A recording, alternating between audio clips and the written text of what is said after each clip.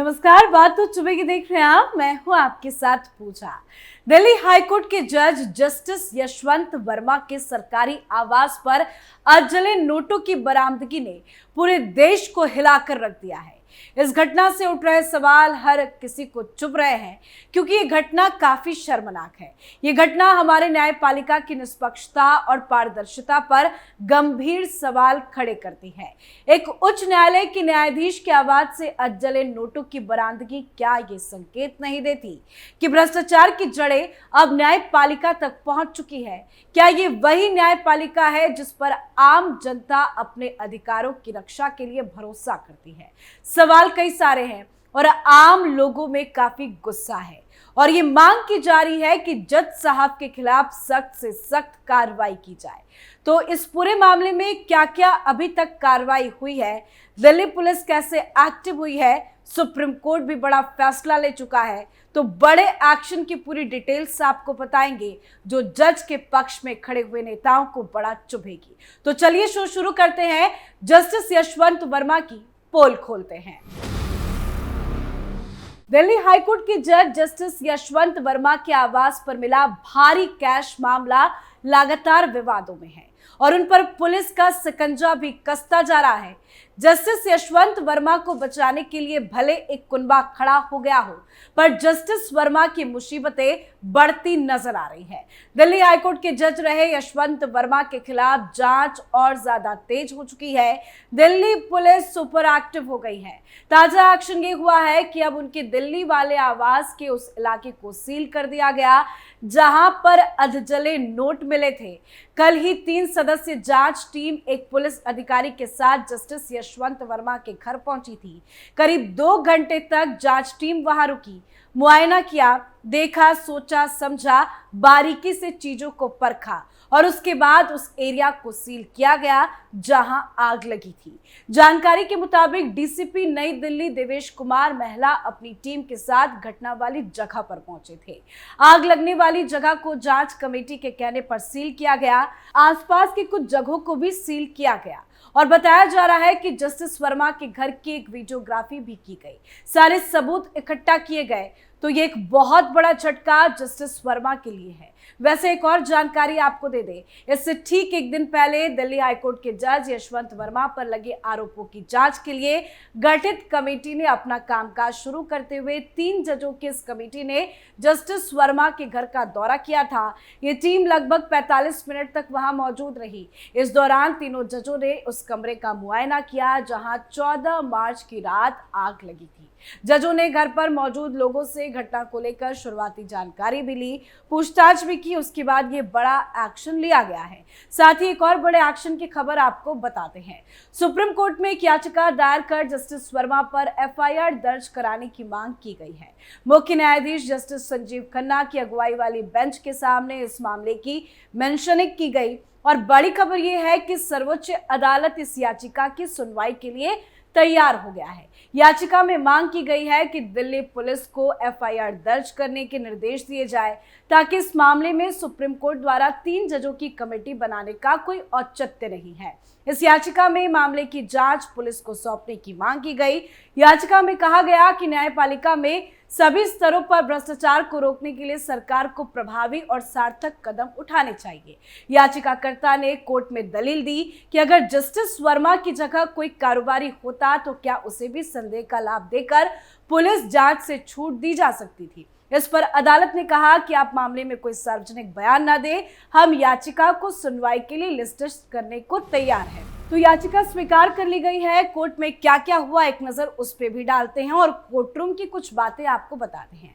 मुख्य न्यायाधीश संजीव खन्ना की अगुवाई पीठ के समक्ष याचिकाकर्ता और अधिवक्ता मैथ्यूज जे नेंदुपरा ने अपनी याचिका का उल्लेख करते हुए इसे सुनवाई के लिए तत्काल सूचीबद्ध करने का आग्रह किया।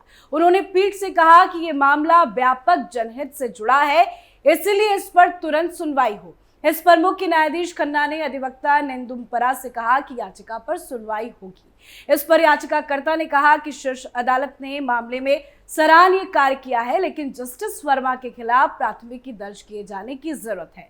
अधिवक्ता नेंदुपरा ने मुख्य न्यायाधीश खन्ना से कहा कि आपने बहुत बढ़िया काम किया, जले हुए नोटों की वीडियो और तस्वीरों को सार्वजनिक करना और इस मुद्दे से संबंधित रिकॉर्ड को सार्वजनिक करके सराहनीय कदम उठाए गए हैं।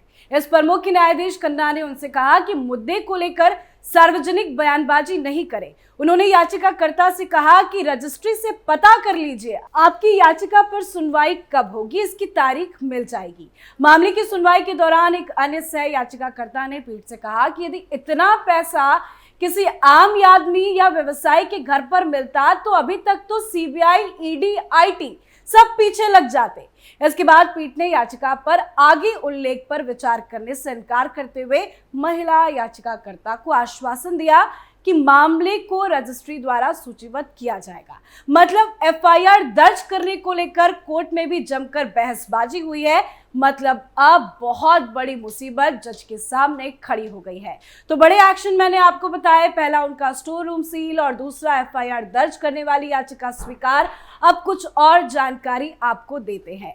दिल्ली हाईकोर्ट के जस्टिस यशवंत वर्मा के आवास पर लगी आग मामले में सुप्रीम कोर्ट की तरफ से गठित 3 जजों की समिति जांच कर रही है, ये आप जानते ही हैं। पर इस मामले में एक नया मोड़ भी आ गया है। जांच कमेटी दिल्ली पुलिस के 5 पुलिस कर्मियों की संलिप्तता पर भी जांच कर रही है। साथ ही पुलिस कर्मियों का फोन मुख्यालय में जमा हो गया है, तो एक नया एंगल भी जुड़ गया है जिसके हिसाब से जांच की जा रही है। फिलहाल सुप्रीम कोर्ट के चीफ जस्टिस संजीव खन्ना ने भी बड़ा एक्शन लिया और फैसला ये सुनाया था कि जस्टिस यशवंत वर्मा को कुछ समय तक कोई न्यायिक जिम्मेदारी ना सौंपी जाए। अब आपको बताते हैं कि हाईकोर्ट के जज के खिलाफ क्या और कैसे कार्रवाई हो सकती है और ऐसे मामलों में पहले अब तक क्या कुछ हुआ है। भारत में हाईकोर्ट जज एक संवैधानिक पद है। इनकी नियुक्ति की भी लंबी प्रक्रिया होती है। हाईकोर्ट और सुप्रीम कोर्ट के सीनियर जज और सरकार की सहमति के बाद इन्हें नियुक्त किया जाता है।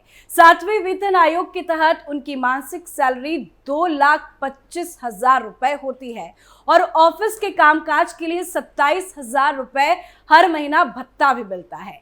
ऐसे जजों के रहने के लिए एक सरकारी आवास दिया जाता है और अगर वो सरकारी घर ना ले तो किराए के लिए अलग से पैसे भी दिए जाते हैं। इस घर के रखरखाव के पैसे सरकार देती है। इन घरों को एक सीमा तक बिजली और पानी मुफ्त मिलता है और फर्नीचर के लिए 6 लाख तक की रकम मिलती है। साथ ही उन्हें एक गाड़ी दी जाती है और हर महीने 200 लीटर पेट्रोल लेने की अनुमति भी होती है। इसके अलावा चिकित्सा की सुविधा, ड्राइवर, नौकर, चाकर भत्ते का भी प्रावधान है।